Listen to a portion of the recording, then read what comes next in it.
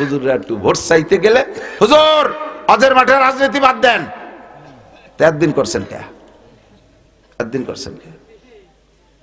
পক্ষে বললি জি জি, আর বিপক্ষে বলার সাথে সাথে মুখ চিপে ধরবেন। আবার তো মিনুনা বিবাজিল কিতাব অর্থাৎ ফুরোনা বিবাজ, কোরআনের যেটা ভালো লাগে মানবেন আর যেটা ভালো লাগে না মানবেন না।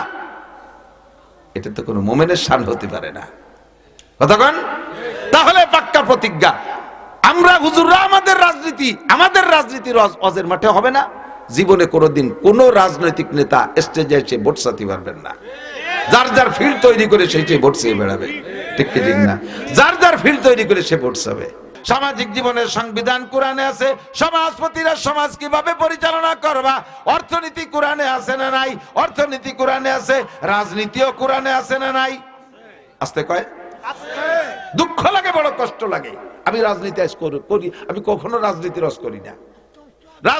করি না, আমি আজ থেকে 30 বছর ধরে ওয়াজের মাঠে, কথা না বলি 30 বছর আলহামদুলিল্লাহ ওয়াজের মাঠে সবচেয়ে বেশি ওয়াজ করছি ফরিদপুর আর মাগুরা, এই দুই জেলায় সবচেয়ে বেশি ওয়াজ করি। এই বছর ফরিদপুর যে পরিমাণ গ্রামে গ্রামে পাড়ায় পাড়ায় হয়ে গেছে, এত ওয়াজ কনতে পাবো কন্দে দেই, এটা দিয়ে ওটা দিয়ে জোড়া তালিতে মোটামুটি টাইম শেষ করে চলে যায়। এদিক আমার এই 30 বছরের ওয়াজের জিন্দেগিতে বহু নির্বাচন দেখছি। ইউনিয়ন নির্বাচনের সময় ইউনিয়নের মেম্বার চেয়ারম্যানরা প্রার্থী এসে আমাদের মাইক আমাদের হাত থেকে নিয়ে অনুরোধ করে নিক, আর যেভাবে নিক বা 5,000 টাকা দিয়ে নিক, 10,000 টাকা দিয়ে নিক, নিয়ে তাদের রাজনীতির আলোচনা একটু প্যান্ডেলে করছে। আমরা বাধা দেইনি, আমাদের কাছে দোয়া চাইছে, নিজেরা ওয়াজ করে ভোট টোট চাইয়ে দোয়া চেয়ে চলে গেছে, দোয়াও করে দিছি। এমপি নির্বাচনের সময় সব এমপিরা আইসে স্টেজে দোয়া চাইছে, ভোট চাইছে, আমরা সুযোগ দিছি, দোয়া করছি। উপজেলার সময় উপজেলার আসে, আমরা এতদিন ভোট চাই নাই, আপনাদের ভোট চার সুযোগ আমাদের হজের মাঠে করে দিছি। কিন্তু এই বছর আমরা হুজুররা একটু ভোট চাইতে গেলে হুজুর হজের মাঠে রাজনীতি বাদ দেন, একদিন করছেন কে? একদিন করছেন কে? পক্ষে বললি জি জি, আর বিপক্ষে বলার সাথে সাথে মুখ চিপে ধরবেন। আবার তো মিনুনা বিবাজিল কিতাব অর্থাৎ ফুরোনা বিবাজ, কোরআনের যেটা ভালো লাগে মানবেন আর যেটা ভালো লাগে না মানবেন না। এটা তো কোনো মুমিনের শান হতে পারে না। কতক্ষণ? তাহলে পাক্কা প্রতিজ্ঞা, আমরা হুজুররা আমাদের রাজনীতির হজের মাঠে হবে না।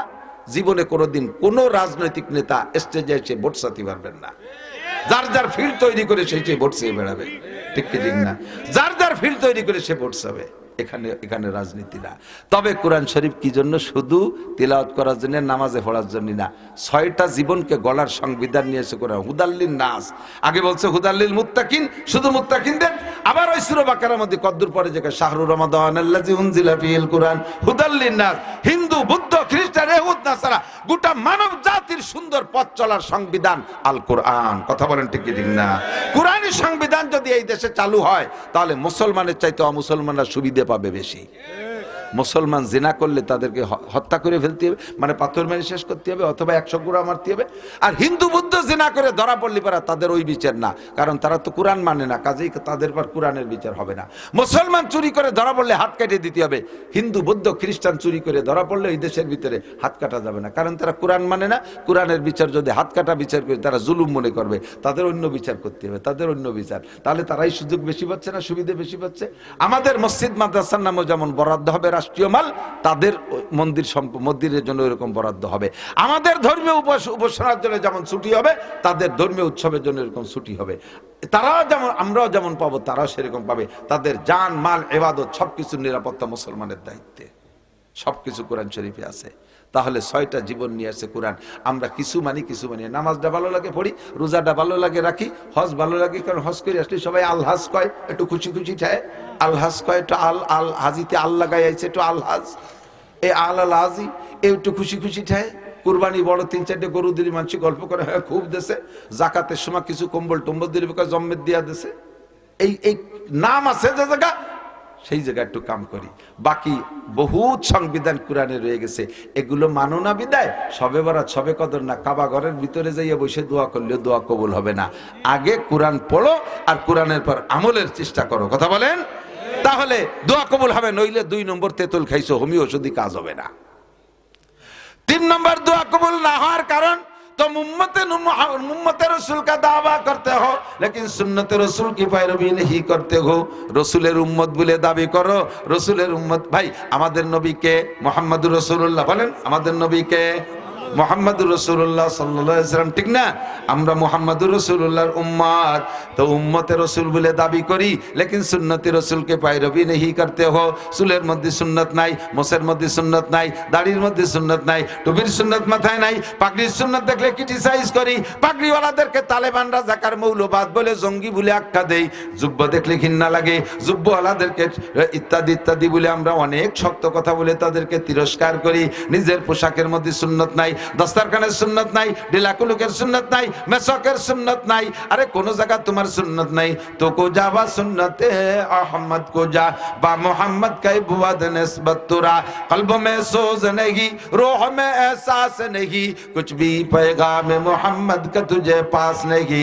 তোমার কোন জায়গা সুন্নত নাই, আবার তুমি এই সব বিপদে পড়ে সবে বরাতে হুজুরের মাধ্যমে বানিজি মুনাজাত করতে আল্লাহর রাসূল তোমার সম্পর্কে বদদুয়া করে, কয় আল্লাহ ওর দোয়া কবুল করবা না, ও আমার সুন্নতরে জবাই করছে, আমার সুন্নতরে জবাই করছে, প্রত্যেক সপ্তাহে 2 বার জবাই করে, ও আমার কোন সুন্নতকে মানে না, সুন্নতরে ক্রিটিসাইজ করে, সুন্নতওয়ালাকে দেখলে ঠাট্টা আর উপহাস করে, ওর দোয়া কবুল করা হবে না।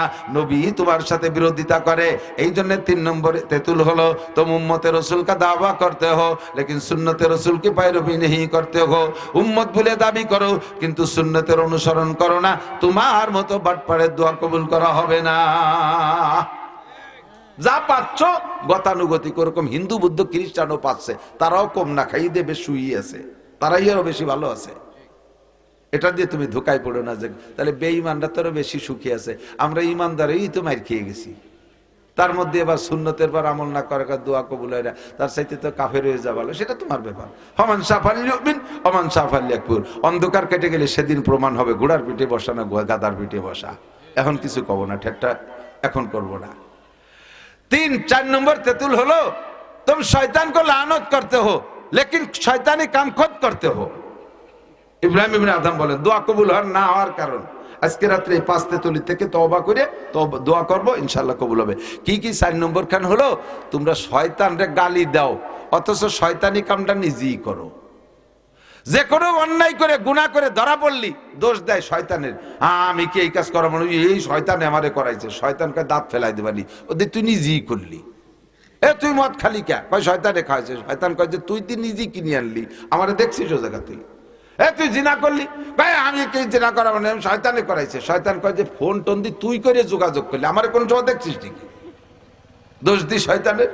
যে লোকটা গুনাহ করে শয়তানের গাড়ে দোষ চাপাই দেয় ও নিজেকে দোষী মনে করে না, আর নিজেকে দোষী মনে না করলে তওবাও করে না, আর তওবা না করলে দোয়া কবুল হবে না। তওবা আজকে যদি দোয়া কবুল করাইতে হয় এর থেকে তওবা করতে হবে। আমি দোষী, শয়তানরে দোষ দেওয়া যাবে না, আমি নিজেই শয়তানি করতেছি, শয়তানের আবার কি দোষ? কতক্ষণ আমাকে যদি আমি ভালো করার ইচ্ছা করি তাহলে ভালো করা সম্ভব। যুবকরা নিয়ত করো, যুবকরা নিয়ত করো আর মদ গাঁজা এবা হিরোইন খাবো না, তাহলে তোমার এই পাক্কা প্রতিজ্ঞা, এটাই তোমার তওবা। আস্তাগফিরুল্লাহ পড়া জরুরি না, মনের সিদ্ধান্ত চেঞ্জ করার নাম তওবা।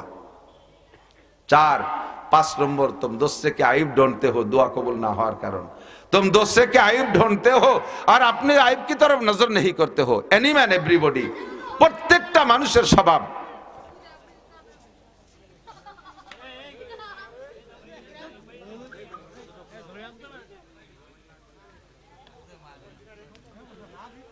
पांच नंबर दुआ कबूल ना होने कारण तुम अपने आइब की तरफ नजर नहीं करते हो, दोस्त के आइब ढूंढते हो। प्रत्येकटा मानुषेर स्वभाव निजेर दोषेर दिक ताकाय ना। आमिও আমরা কইতেছি, আপনাদের বলতেছি না, আমি আপনাদের কত দোষ ধরি, আমার ভিতরে কত দোষ আছে এই দোষগুলো আমি দেখি না। প্রত্যেকটা মানুষ আরেকজন কয় ও নামাজ পড়লি কি হবে, ও রোজার হওয়াজ করি আইছে ইত্যাদিকে বেশকি মারে। আমরা নামাজ না পড়লেও ভালো আছি, আমরাই ভালো আছি, উন্ডা খারাপ। কয়েকজন বসে বসে 4 দোকান, বাংলাদেশের 4 দোকান কি হয়েছে জানেন? 4 দোকানের 2 নাম, একটা হলো মিনি সংসদ ভবন আর একটা হলো দারুল ইফতাহ। দারুল ইফতাহ বোঝেন তো, যে জায়গা ফতোয়া দেয় হুজুররা এর নাম হলো দারুল ইফতাহ। যে জায়গা যে ঘরের থেকে ফতোয়া দেয় যে রুমিতে ওর নাম হলো দারুল ইফতাহ। আর সংসদ তো বোঝেন। তা বাংলাদেশের 4 দোকান হলো দুই উপাধি পাইছে, একটা হলো দারুল ইফতা আর একটা হলো মিনি সংসদ ভবন। সংসদ ভবনে এমপিরা সংসদ অধিবেশনে যা আলোচনা করে তার চাইতে পাকা পাকা অধিবেশন হয় 4 দোকানে। এর সাথ কিছু বোঝে না। হাসিনি একেবারে বেঈমান, খালেদা জিয়া মূর্খ, তারেক জিয়া একেবারে আবাল, ডাক্তার ইউনূস নুসু। এই দুনিয়ার তোরা কি এরকম? আমি ভ্যান চালাই আর ওই মাছ বেচে আর ওই যে কুদাল কোপায়, 3 পণ্ডিত বইছে আর দেশে সব বড়কে দিয়ে দিচ্ছে। চেয়ারম্যান একটা আবাল, মেম্বারের কোনো বুদ্ধি নাই, এমপি একটা দামড়া, ও দলা হুজুরি এই, ওই শফিক সাহেব এই, ও নাসির সাহেব এই। তুমি কি এরকম নামাজ পড়িস? পড়ি রে, তাই কি দিন নামাজ পড়ি? তুই দাঁড়িয়ে রাখিস না, রাখ ও বয়স হোক, সুদ ঘুষ খাইস, আছে একটু হালকা পাতলা, সারা গা ময়লায় জড়ানো, অথচ আর একজনের দোষ দেরি বেড়ায়, আছে না? নিজের দোষের দিকে তাকায় না। হামাকাস রাখলে খোদ বা কামাল নমায়াত ও ফরজন্দে খোদ বা জামাল। শেখ সাদি বলেন, প্রত্যেকটা মানুষের স্বভাব নিজের জ্ঞানকে পরিপূর্ণ মনে হয়, নিজের অবস্থাকে পরিচ্ছন্ন মনে হয়, আর অন্যগুলোকে সব দোষী মনে হয়। আর আরেকটা হলো নিজের সন্তানকে খুব ভালো দেখা যায়, আর একজনের যত সুন্দর হোক অবাল দেখা যায় না। একেবারে ফুটফুটে চাঁদের মতো একটা ছেলে, কোনো জায়গা ত্রুটি ধরার মতো না। হালকা কানের এখানে একটু একটু বেঁকা, ভালো, তাও খুব গভীর নজরে না তাকালে টের পাওয়া যায় না। আর ওনারটা চায় দক্ষিণ দিক, তাই উত্তর দিক, ঠ্যাং এই ওলঙ্গের মতো কুড়া, ঠোঁট ফাটা, দাঁতের উপর দিয়ে নাকেতে ময়লা বেরোইয়ে পেটের মধ্যে বেরিয়ে যাচ্ছে, মাথা সাইকেলের সিটির মতো 3 কোনা, গলা শূন্য, ভাষায় গোস্ত নাই, পেটের ডোলকের মতো। সেই ময়লা শিয়ানের মধ্যে এসে চুমো দেব, উনি হয় শোনা লক্ষ্মী। আর ওই ছেলেটার কথা কয় যে এমন সুন্দর ছেলেটা দেখতে কেমন দেখা যায়, কান কি রুম, অথচ তার সব জায়গা ভালো, কানটা টুবড়ার। ওনারটা দেখছে কোন জায়গা টুকিয়েছে। যদি এই স্বভাব মানুষের না হইতো, বা সব প্রত্যেকটা প্রাণীর আল্লাহ এই স্বভাব না দিত, তাহলে ছাগল তার কালা কালা বাচ্চা কালা ধে পাড়ায় মারি ফেলাই দিত। আল্লাহ তাআলা এটা যোগ্যতা দিয়ে দিয়েছে, যার পেটে যেটা দেবে তার কাছে সেটা ভালো লাগবে। কিন্তু আমার জ্ঞানী পরিপূর্ণ এই বুদ্ধিটা ভালো না, যেটা ইবলিসের স্বভাব। আনা খায়রুম মিনহু, আমি ভালো বুঝি, আমি জ্ঞানী, আমি বুদ্ধিমান, আর একজন কিছুই না। আমার হুজুর বলতেন, একজন রাস্তায় দাঁড়ায় রয়েছে, একেবারে গায়ের কাপড় সব খুলে পুরো ল্যাংটা, মাথা সুতো কাটি ফেলে দিয়েছে, ল্যাংটা হয়ে দাঁড়াইছে। ওর সামনে দিয়ে একজন গামছা পরে কাঁচা দিয়ে হেঁটে যাচ্ছে। এই পুরো ল্যাংটালা গামছা পরালা রেখা, এই মানুষের মধ্যে ফরজ তরক করছিস কে? এর গায়ে কিচ্ছু নাই, ও তো গামছা পরে হলে কাঁচা দিয়ে গামছা একটু তো আছে ভরা, আউলাকে ল্যাংটালা কাঁচা দেয়ালের গায়ে ফরজ তরক করছিস কে? সেম কোয়ালিটি বহু মানুষ এরকম আছে, এদের দোয়া কবুল হয় না। কেন? নিজেকে দোষী মনে করে না। তওবা করার জন্য, দোয়া কবুল করানোর জন্য আগে ফার্স্টের দায়িত্ব হলো নিজেকে নিজে অপরাধী জানেন। আমি গুনাহগার, আমি অপরাধী। যদি বলি যে ভাই দেশে বৃষ্টি হচ্ছে না কেন, তখন বলবে হুজুর দেশের মানুষ ভালো না, মানে সবাই খারাপ, খালি উনি একা ভালো হয়ে বৃষ্টি আনতে পারতেছে না। দেশের মানুষ ভালো না, নেতারা ভালো না, হুজুররা ভালো না, কৃষকরা ভালো না, খালি উনি একা ভালো, তাই একা ভালো থেকে কটুক বৃষ্টি আনতে পারবে। বলবেন কি বৃষ্টি হয় না কেন? হুজুর আমার দোষে বৃষ্টি হয় না। প্রত্যেকটা মানুষ বলতে হবে আমার দোষে বৃষ্টি হয় না। আমাদের কইতে গেলে আপনি সবাইকে দোষী মনে করতেছেন কেন? দরকার নাই। আমার দোষে বৃষ্টি হয় না। বেশি বৃষ্টি হচ্ছে কেন? এটা গজব আমার কারণে। করোনা হলো কেন? আমার কারণে। মহামারী কেন হলো? আমার কারণে। ঘূর্ণিঝড় কেন হলো? আমার কারণে। প্রত্যেকটা মানুষ যদি নিজেকে নিজে দোষী মনে করি, তাহলে তওবা করাও সহজ, আর সব মানুষ ভালো হওয়া সম্ভব। কিন্তু মুশকিল হলো আমরা সবাই বক্তা হয়ে গেছি, সবাই উপদেষ্টা। ওই যে মোল্লা জিয়ন রহমাতুল্লাহ আলাইহি বাচ্চা আলমগীরের সময় মোল্লা জিয়ন উনি খুব পাকা পাকা কথা বলতেন, আর উনি এমন এমন কথা বলতেন। মোল্লা জিয়ন মানে এই যে মিলাদ পড়া মোল্লা না, কওমি মাদ্রাসার সিলেবাসে উসুলে ফিকহের সবচাইতে কঠিন কিতাব যে কয়টা, তার ভিতরে একটা নুরুল আনোয়ার। এই নুরুল আনোয়ার লেখছে মোল্লা জিয়ন বাদশাহ আলমগীরের মন্ত্রী চলাকালে এই কিতাব লেখছে, যেটা সেই থেকে নিয়ে আজও পর্যন্ত দর্শে নিজামিতে পড়ায়, এবং উসুলে ফিকহের সবচাইতে মজার কিতাব নুরুল আনোয়ার। তো বহুত বড় আলেম, এমনি উপাধি, ওই যেমন আফগানিস্তান থেকে মোল্লা ওমর, মোল্লা কয়, মোল্লা ওমর মানে মিলাদ ছড়াইনি মোল্লা না, ওটা বেটা মোল্লা। তো এই মোল্লা জিয়ন রহমতুল্লাহ আলাইহি মন্ত্রী সবাই বসলে উনারে যদি কেউ একটা কথা বলতো উনি এমন জবাব দিত, তাতে সে লজ্জায় আর বছরের মধ্যে উনার সাথে কথা বলতে সাহস পেত না। আর মোল্লা জিয়নের কাছে সবাই হারিয়ে যায়, বাদশাহ মাঝে মাঝে কথা বলতে যে হারিয়ে যায়। তাই আজকে বাদশাহ মোল্লা জিয়নরে বলছে, মোল্লা বলেন তো আমার এই পুকুরি কয় গিলাস পানি আছে? আপনি তো এত ফাঁকা ফাঁকা কথা কন, আপনার মেজারমেন্ট হিসাব নিকাশ খুব কঠিন। বলেন তো পুকুরি কয় গিলাস পানি আছে? না বলতে পারলে পরে আজকে কিন্তু সব এমপি মন্ত্রীর হাতে তালে জি স্যার ঠিক হয়েছে, আজকে মোল্লা ধরা খাইছে, বলাই লাগবে পানি কয় লাগবে, গিলাস পুকুরি কয় গিলাস আছে পানি। হ্যাঁ মোল্লা জিওর কাছে, স্যার গিলাসটা কটুক তা তো কর নেই, গিলাস তো ছোট বড় কত পদের আছে। তার মানে হ্যাঁ যদি গিলাসটা পুকুরির সমান হয় তাহলে এক গিলাস মানে কয় গিলাস, আর গিলাসটা যদি পুকুরির অর্ধেক হয় তাহলে 2 গিলাস। এভাবে গিলাসের আইডিয়া না দিলে আমি কিভাবে মাপবো? মন্ত্রী কয় ইয়ে হুজুরে আটকানো যাবে না, মোল্লারে আটকানো যায়, কঠিন মোল্লা, এ মোল্লা সে মোল্লা না। এখন বলতেছে মোল্লা বলেন তো দেশে রুগী বেশি না ডাক্তার বেশি? দেশে রুগী বেশি না ডাক্তার বেশি? পুরো পরিষদের কাছে জিজ্ঞেস করতে সবাই বলতেছে স্যার ডাক্তার তো আমাকে আব্দুল খালেক ডাক্তার, আর ওই পাশে জামাল ডাক্তার, ওই পাশে আছে হরিভদ্র ডাক্তার, এর ডাক্তার তো 4 বছর, রুগী তো সব। তো এবার মোল্লারে জিজ্ঞাসা, মোল্লা বলেন তো আপনি বলেন। তো মোল্লা কইতেছে স্যার দেশে ডাক্তার বেশি রুগী কম। এটা বাচ্চারও মাইন্ডের সাথে মিল হয় নাই, ওনার আকিদের সাথে মিলে নাই। বাচ্চা বলে কি বলেন, আমরা তো মানুষের মধ্যে তো সবই তো সুস্থ, এর মধ্যে ডাক্তার তো আমরা কেউ না, তা আপনি বলেন ডাক্তার বেশি রুগী কম? এ প্রমাণ না করতে পারলে এরা কিন্তু সামনে আরো কঠিন আছে। তো 2-3 দিন অধিবেশনে আসে না মোল্লা জিয়ন ইচ্ছাকৃত ভাবে, পরে খবর দিয়ে আনছে এই চাদর গাই দিয়ে বগলের মুসৈরি আইছে, অফিসে ঢুকছে সংসদ ভবনে। মোল্লা কি খবর? ঢুকছে যখন সেই সময়, মোল্লা কি খবর? 3 দিন আসে না, কয় স্যার বগলে 20 ফোড়া, এর জ্বালায় চাটাচ্ছে কামড়াচ্ছে, ফালে ফোটেও ফলেও না ফাটেও না, মহা বিপদে আছি, এই জন্য আসতে পারে। এই বলতে বলতে এমপি একজন বলতেছে কচুর পাতা বাইটিয়ে লাগালি পাইকে যায়। একটু আগলে আর একজন বলতেছে না ওই মুসুরির ডাল বাইটিয়ে লাগালিও সেরে যায়। আর একটু আগলে আর একজন বলতেছে কয় যে কবুতরের পায়খানা লাগলেও ফাটে যায়।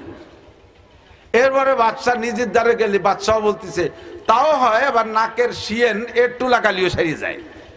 এখন উনি বগল ছেড়িয়ে দিয়ে কয় স্যার বগলে ভোড়া টোড়া কিছু না। আমি বলে তাই প্রমাণ দেন, আমি রুগী আমি একা, আর এ জায়গার আমরা সব কয়জন ডাক্তার। দেশে রুগী বেশি না ডাক্তার বেশি? এবার জিজ্ঞেস করছে দেশে ফতোয়া চানেওয়ালা বেশি না দেনেওয়ালা বেশি? তাও মোল্লা কয় ফতোয়া দেনেওয়ালা বেশি, ফতোয়া চানেওয়ালা কম। মশলা চার দোকানে আমরা উলামায়ে কিরাম বসা আছি, আমার কাছে মশলা জিজ্ঞেস করছে ভাইজান হুজুর এই মশলাটা কি হবে? পকেটে মোবাইল রয়েছে, বন্ধ করতে মনে নাই, এই নামাজে দাঁড়াইলে তো রিংটন শুরু হয়ে গেছে, কেউ ফোন দিয়েছে বাঁচতে দাঁড়িয়েছে, এই মুহূর্তে কি করতে পারি? ফতোয়া চাইছে আমার কাছে, আমি ভাবতেছি যে কিভাবে বলবো।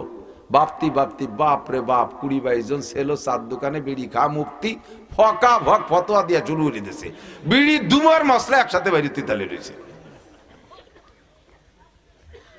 কথা কোন মোল্লারে কোনোভাবে আটকাতে পারে, একটু কই আর কি মজার কথা, মোল্লারে কোনোভাবে আটকাতে পারে না। লাস্টে একদিন মোল্লা মন্ত্রীদের ওনার আড়ালে সব এমপিদের মন্ত্রীদের বলছে কালকে সবাই একটা ডিম নিয়ে আসবা।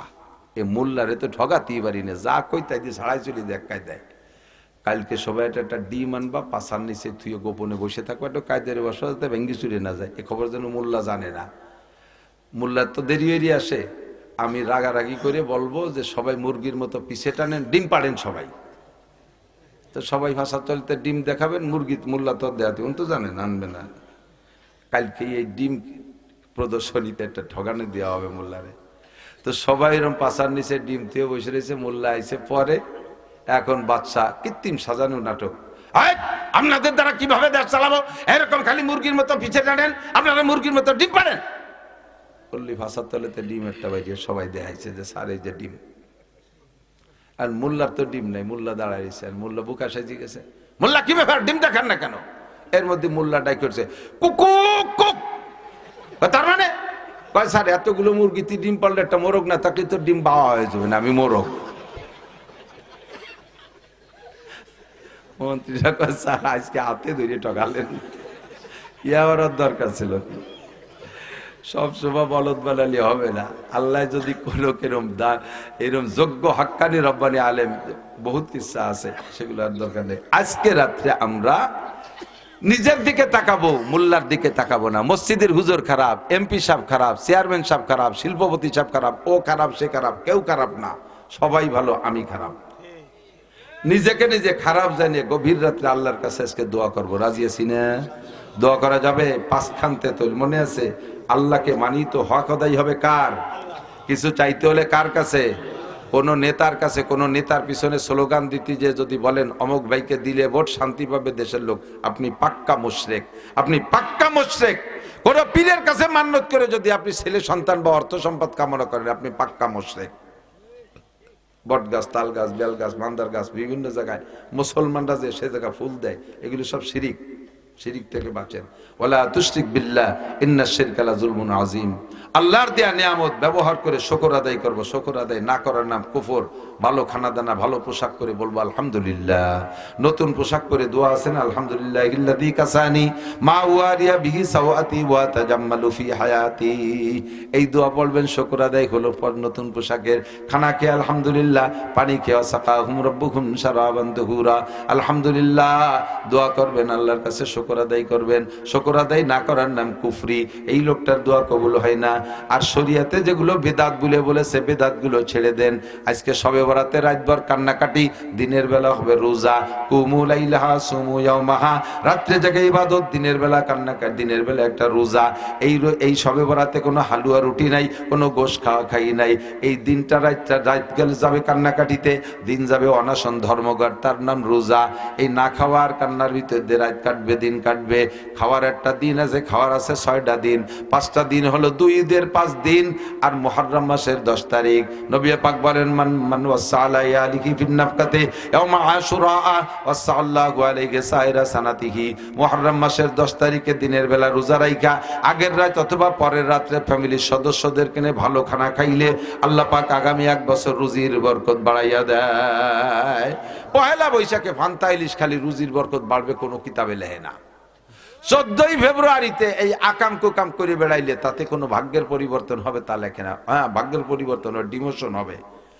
14ই ফেব্রুয়ারি যুবকরা তওবা করো, প্রতিজ্ঞা করো, 14ই ফেব্রুয়ারিতে আমরা নোংরামিতে অংশগ্রহণ করব। ওই রাত্রে যত গুনাহ হবে, তুমি যদি শরীক হও, তুমি এমনি মাঠে গেছো, তুমি গুনাহ করো নাই, তবে ওই দলের সাথে শরীক হইছো, ওরা গুনাহ করিও যে পরিমাণ, তুমি না করিও সাথে থেকে সেই পরিমাণ পাবে না। হবে আল্লাহ না করুক ওই রাত্রে, আল্লাহ হেফাজত করুক, বলেন আমিন। 31st নাইট মুসলমানের জন্য কোনো উদযাপনের রাত না। মুসলমানের উদযাপন পহেলা মুহররম, যদি কি বলে আরবি নববর্ষ যদি খুঁজতে হয়, তাহলে মুসলমানের বছর হলো আরবি বছর, নববর্ষের মুহররম মাস প্রথম মাস, সেই দিন উদযাপন করো। তাহলে 10 তারিখ, 1 তারিখও না। আমরা এই সমস্ত নোংরামি থেকে বেঁচে থাকবো আর সব গুনাহ থেকে তওবা করব।